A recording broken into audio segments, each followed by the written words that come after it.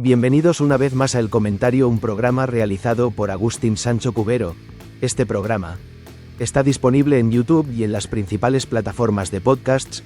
No te olvides de suscribirte, es gratis. A continuación empezamos el programa. El aire de Madrid tiene memoria, y en el Paseo de Recoletos, donde el murmullo de la ciudad moderna intenta acallar los susurros del pasado, se alza un edificio de piedra blanca que respira melancolía. No es una tristeza violenta, sino una pena reposada, una herida antigua que se niega a cicatrizar. Sus muros guardan una historia que se cuenta en voz baja, una leyenda tejida con los hilos del amor, la culpa y la sangre. Es el Palacio de Linares, y su alma es un eco de tres voces que se perdieron en el tiempo pero que se negaron a abandonar su hogar. Todo comenzó con un hombre y su ambición. José de Murga y Reolid no era un aristócrata de cuna. Su nobleza fue comprada con el sudor de sus negocios, con la fortuna amasada en las Américas y con una inteligencia afilada para las finanzas. Quería un palacio, no solo una casa, sino un monumento a su éxito, una declaración en piedra y mármol de que había llegado a la cima. Y lo quería en el corazón de Madrid, a la vista de todos. Compró el solar en el año 1872, un terreno que pertenecía al ayuntamiento, y soñó con una residencia que dejara sin aliento a la vieja nobleza que lo miraba por encima del hombro. Para su sueño contrató a los mejores, al arquitecto Carlos Colubí, y más tarde a Manuel Aníbal Álvarez. Y les pidió opulencia, les pidió que cada rincón destilara riqueza, que no se escatimara en maderas exóticas, en sedas de Oriente, en bronces traídos de París. Y en el centro de su mundo, como el sol alrededor del cual giraba su fortuna, estaba ella. Raimunda de Osorio y Ortega. Era joven, hermosa, y José la amaba con una devoción que rozaba la obsesión. Su amor era el motor que impulsaba la construcción de aquel palacio. Cada salón, cada tapiz, cada lámpara de araña que se colgaba del techo era una ofrenda para ella. Se casaron, y su felicidad parecía tan sólida como los cimientos que se hundían en la tierra madrileña. Mientras los obreros levantaban las paredes, ellos vivían su idilio ajenos a la sombra que se cernía sobre sus cabezas, una sombra proyectada por el pasado, por los pecados de sus padres que estaban a punto de convertirse en su propia condena. La leyenda, esa verdad del pueblo que la historia a menudo desprecia, cuenta que el padre de José, Mateo de Murga, había tenido una hija fuera del matrimonio con una humilde cigarrera. Una niña a la que nunca reconoció pero a la que proveyó económicamente. Esa niña, al crecer, se convirtió en Raimunda. Sin saberlo, José se había enamorado de su propia media hermana. Eran de la misma sangre, una verdad terrible que descubrieron demasiado tarde, cuando el palacio ya casi era una realidad y su amor había dado un fruto prohibido. Raimunda quedó embarazada y dio a luz a una niña. La llamaron Raimunda, como la madre, una pequeña copia de su amor que ahora se revelaba como un pecado mortal. El horror debió de ser una losa de hielo sobre sus corazones. El palacio, que iba a ser el nido de su felicidad, se transformó en el escenario de su vergüenza. El mundo que habían construido se desmoronaba. Desesperados, escribieron al Papa, a Pío IX, confesando su unión incestuosa y suplicando una solución. La respuesta llegó desde Roma en forma de una bula papal, un documento llamado Casti Convivere. La Santa Sede, en su infinita y a veces incomprensible sabiduría, les permitía seguir viviendo juntos para guardar las apariencias, para no desatar el escándalo entre la alta sociedad madrileña. Pero la condición era férrea, debían vivir como hermanos, en castidad absoluta, bajo el mismo techo pero en cuerpos separados, en almas distanciadas por la culpa. Pero quedaba un problema, el más terrible de todos. La niña, la pequeña Raimundita. Ella era la prueba viviente de su pecado, la encarnación de su transgresión. Cada vez que reía, su risa era una acusación. Cada vez que lloraba, su llanto era un recordatorio de la sangre que compartían sus padres. La leyenda susurra que tomaron una decisión monstruosa, una solución definitiva para borrar su falta. En la quietud de una noche, En una de las suntuosas habitaciones de aquel palacio que aún olía a pintura fresca y a madera nueva, Ahogaron el futuro de su hija para salvar su presente. Unos dicen que la emparedaron en algún muro del palacio, otros que la ahogaron en un baño de mármol. El resultado fue el mismo, un silencio infantil que llenó la casa para siempre. Se convirtieron en los primeros marqueses de Linares en el año 1873, un título que sonaba a hueco, a recompensa por un crimen inconfesable. Finalmente, en 1884, se mudaron a su palacio terminado.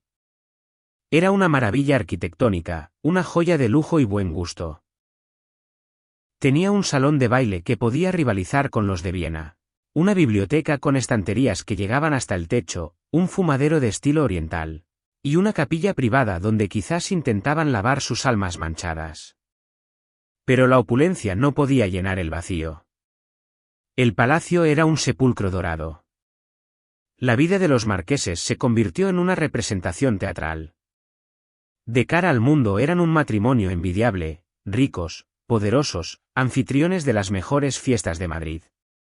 Pero en la intimidad, cuando las puertas se cerraban y las luces se atenuaban, la casa se llenaba con el peso de lo que habían hecho. Raimunda vagaba por los pasillos como un alma en pena, su belleza marchitándose bajo el peso de una tristeza perpetua. Se dice que sus sollozos se filtraban por debajo de las puertas, un lamento constante que ni las sedas más gruesas podían amortiguar. José se refugió en sus negocios y en una severidad que lo alejaba de todo y de todos. El amor que una vez los unió se había podrido, transformado en un vínculo de culpabilidad compartida. Y la niña, la pequeña Raimundita, se quedó con ellos. No en cuerpo, pero sí en espíritu. Su presencia era una corriente de aire frío en un salón cálido, el eco de una canción infantil en un corredor silencioso. Se dice que a veces, en el ala infantil del palacio que nunca fue usada, se podía oír el balanceo de una cuna vacía o el sonido de una pequeña pelota rebotando contra el suelo de madera. Raimundita se había convertido en el primer fantasma del palacio de Linares, un espectro nacido del miedo y del secreto. José de Murga murió el primero, en el año 1901. Raimunda lo siguió apenas un año después, en 1902. No tuvieron más hijos. No dejaron herederos directos. Su linaje, manchado desde el principio, terminó con ellos. El palacio pasó a manos de sus ahijados, los condes de Villapadierna, y con el tiempo, la historia de los marqueses comenzó a desvanecerse, a convertirse en un rumor, en un cuento para asustar a los niños. El siglo XX fue cruel con el palacio. Pasó de mano en mano, fue perdiendo su esplendor. Durante la Guerra Civil Española sirvió de refugio, sus lujosos salones se llenaron de gente humilde que huía de las bombas. Sus paredes fueron testigos de un dolor diferente, un dolor colectivo, pero la pena íntima de sus primeros moradores seguía impregnada en la atmósfera. Después de la guerra, fue vendido a una naviera, luego a una inmobiliaria. El olvido cayó sobre él como una gruesa capa de polvo. Los planes para demolerlo y construir en su lugar un moderno edificio de oficinas estuvieron sobre la mesa, durante años. El palacio, el sueño de José de Murga, estuvo a punto de desaparecer, de ser reducido a escombros y memoria. Pero el destino, o quizás los fantasmas que lo habitaban, tenían otros planes. En el año 1976, el edificio fue declarado Monumento Histórico Artístico, salvándolo de la piqueta en el último momento. Sin embargo, permaneció cerrado, abandonado a su suerte durante más de una década. Las ventanas se cubrieron de mugre, la maleza creció en los jardines y las puertas permanecieron selladas con cadenas. Era una cáscara vacía en medio de una ciudad vibrante, un gigante dormido que guardaba sus secretos en un silencio casi absoluto. Fue a finales de la década de 1980 cuando el palacio despertó. O, mejor dicho, cuando el mundo exterior volvió a prestarle atención. Se decidió restaurarlo para convertirlo en la sede de la Casa de América, un puente cultural entre España y el Nuevo Mundo, irónicamente el lugar donde José de Murga había amasado parte de su fortuna. Los obreros entraron en el edificio por primera vez en muchos años. y entonces, las cosas extrañas comenzaron a suceder. Al principio eran cosas pequeñas. Herramientas que desaparecían para aparecer en otro lugar. Puertas que se cerraban de golpe sin que hubiera corriente de aire. Luces que parpadeaban y se apagaban sin explicación. Los vigilantes nocturnos hablaban de pasos en los pisos superiores cuando sabían que estaban completamente solos. Contaban historias de una sensación de frío glacial que los envolvía de repente en ciertas habitaciones, un frío que calaba los huesos y erizaba la piel. Y sobre todo, hablaban de sonidos. El llanto de una mujer que parecía venir de las paredes mismas. Una voz autoritaria de hombre que susurraba órdenes ininteligibles. Y lo más inquietante, la risa o el canto de una niña pequeña en los pasillos desiertos. La fama del Palacio Encantado creció como la espuma. Los medios de comunicación se hicieron eco de los testimonios de los trabajadores. El misterio del Palacio de Linares se convirtió en el tema de conversación de todo Madrid. Fue entonces cuando entraron en escena los parapsicólogos, armados con sus magnetófonos, sus cámaras y su paciencia. Querían capturar una prueba, una evidencia de que los viejos muros no solo guardaban arte y arquitectura, sino también las almas de sus antiguos dueños. Una noche, un equipo de investigadores liderado por el padre José María Pilón se instaló en el palacio. El silencio era total, denso, casi palpable. Colocaron sus micrófonos en diferentes estancias y esperaron. Durante horas no ocurrió nada. Solo el crujido ocasional de la madera vieja y el lejano rumor del tráfico de la ciudad. Pero cuando rebobinaron las cintas y escucharon con atención, a través del ruido blanco de la estática, surgieron las voces. Eran psicofonías, susurros del más allá que se habían quedado grabados en la cinta magnética. Y lo que decían helaba la sangre. Una voz de mujer, cargada de una angustia que atravesaba décadas de silencio, parecía decir que no encontraba descanso. Pero la más clara, la más aterradora, era la de un hombre. Una voz grave, con un tono que mezclaba la tristeza y la desesperación, que pronunció unas palabras que confirmaban la leyenda en toda su crudeza. La voz dijo: «Mi hija Raimunda, nunca la oí decir mamá».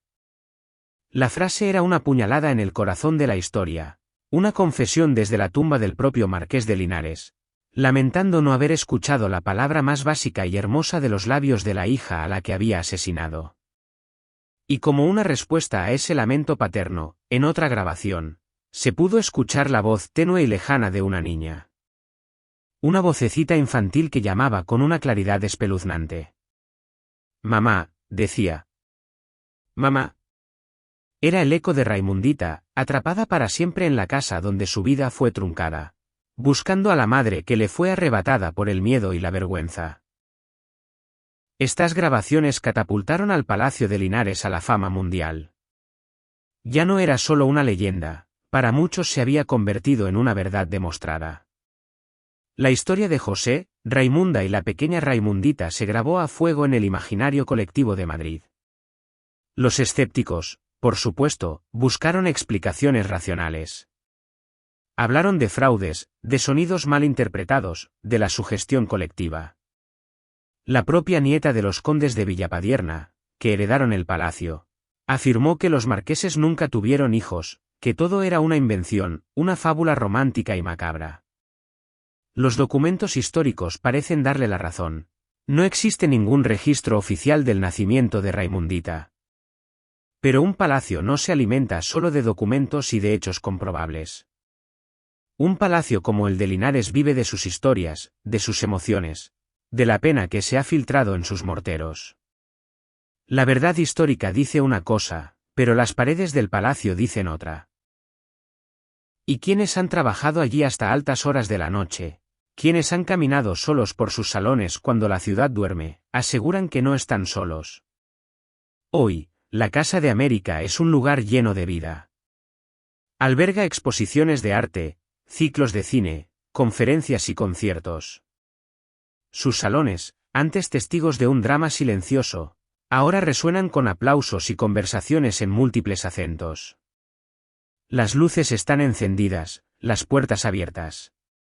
Parece un lugar feliz, un espacio de cultura y encuentro que ha triunfado sobre la oscuridad de su pasado. Sin embargo, la leyenda persiste. El personal de limpieza cuenta que a veces, al amanecer, encuentran pequeños juguetes fuera de lugar. Los técnicos de sonido juran haber captado en sus micrófonos susurros y canciones infantiles durante las pruebas de sonido en el auditorio vacío. Algunos visitantes sensibles afirman sentir una tristeza abrumadora en ciertas estancias, especialmente en el dormitorio de la marquesa o en el comedor de gala. Los 3 fantasmas del Palacio de Linares siguen allí, formando parte de su esencia. Son la memoria trágica del edificio. Raimunda continúa su llanto eterno, un lamento por el amor perdido y la maternidad rota. José sigue siendo una presencia severa, el guardián culpable de un secreto que ya todos conocen. Y la pequeña Raimundita, el espectro más triste de todos, sigue jugando en los pasillos, cantando sus canciones, buscando eternamente a una madre que nunca podrá responder a su llamada. Caminar por el Palacio de Linares es caminar por las páginas de una novela gótica. Es sentir el frío del mármol bajo los pies y preguntarse si es solo la temperatura de la piedra o el aliento helado de Raimunda. Es admirar un tapiz y tener la sensación de que unos ojos invisibles te observan desde la penumbra. Es escuchar el viento silbar a través de las ventanas y dudar si es solo aire o la voz de una niña que canta una nana que nadie le enseñó. La historia y la leyenda se han fundido de tal manera que ya es imposible separarlas. Y quizás no sea necesario. Porque el palacio no es solo un edificio, es un relato. Un relato de 4000 palabras o de 1 millón de susurros, que cuenta que el amor puede construir maravillas, pero que la culpa construye fantasmas, y que esos fantasmas, a veces, deciden quedarse para siempre en la casa que fue, al mismo tiempo, su paraíso y su infierno. Y allí siguen, en el corazón de Madrid, esperando, recordando, lamentando. En el silencio que queda cuando los últimos visitantes se han ido y las luces, una a una, se apagan. Hasta aquí esta edición del programa del comentario, un programa realizado por Agustín Sancho Cubero. Este programa está disponible en YouTube y en las principales plataformas de podcasts. Hasta la próxima edición del programa. Muchas gracias. Dirección y realización Agustín Sancho Cubero.